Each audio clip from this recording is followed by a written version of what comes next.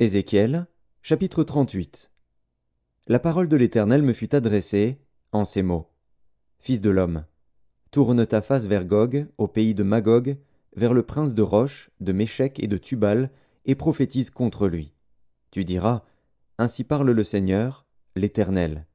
Voici, j'en veux à toi, Gog, prince de Roche, de Méchec et de Tubal. Je t'entraînerai, et je mettrai une boucle à tes mâchoires. Je te ferai sortir, toi et toute ton armée, chevaux et cavaliers, tous vêtus magnifiquement, troupes nombreuses portant le grand et le petit bouclier, tous maniant l'épée. Et avec eux ceux de Perse, d'Éthiopie et de Put, tous portant le bouclier et le casque. Gomer et toutes ses troupes, la maison de Togarma, à l'extrémité du septentrion, et toutes ses troupes, peuple nombreux qui sont avec toi. Prépare-toi, tiens-toi prêt, toi et toute ta multitude assemblée autour de toi. Sois leur chef. Après bien des jours, tu seras à leur tête. Dans la suite des années, tu marcheras contre le pays dont les habitants, échappés à l'épée, auront été rassemblés d'entre plusieurs peuples sur les montagnes d'Israël longtemps désertes. Retirés du milieu des peuples, ils seront tous en sécurité dans leur demeure. Tu monteras, tu t'avanceras comme une tempête, tu seras comme une nuée qui va couvrir le pays, toi et toutes tes troupes, et les nombreux peuples avec toi. Ainsi parle le Seigneur, l'Éternel.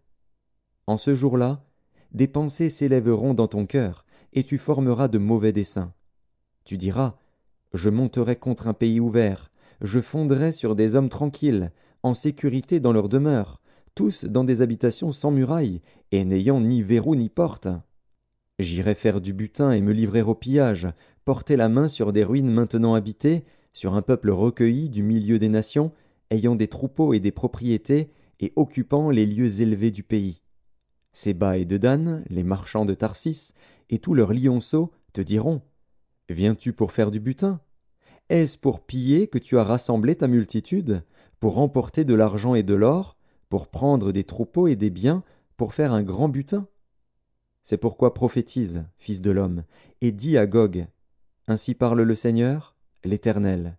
Oui, le jour où mon peuple d'Israël vivra en sécurité, tu le sauras.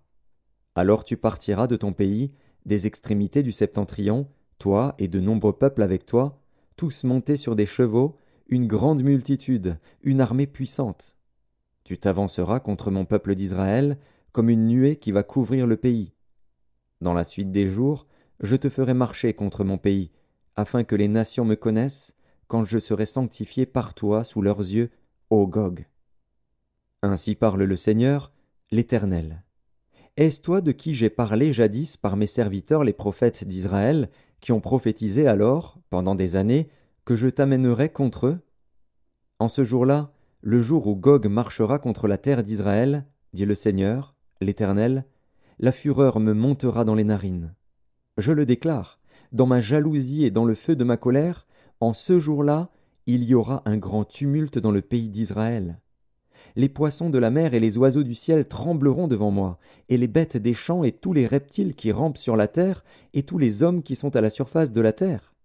Les montagnes seront renversées, les parois des rochers s'écrouleront, et toutes les murailles tomberont par terre. J'appellerai l'épée contre lui sur toutes mes montagnes, dit le Seigneur, l'Éternel. L'épée de chacun se tournera contre son frère. J'exercerai mes jugements contre lui par la peste et par le sang, par une pluie violente et par des pierres de grêle.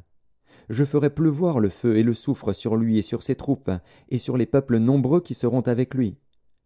Je manifesterai ma grandeur et ma sainteté. Je me ferai connaître aux yeux de la multitude des nations, et elles sauront que je suis l'Éternel.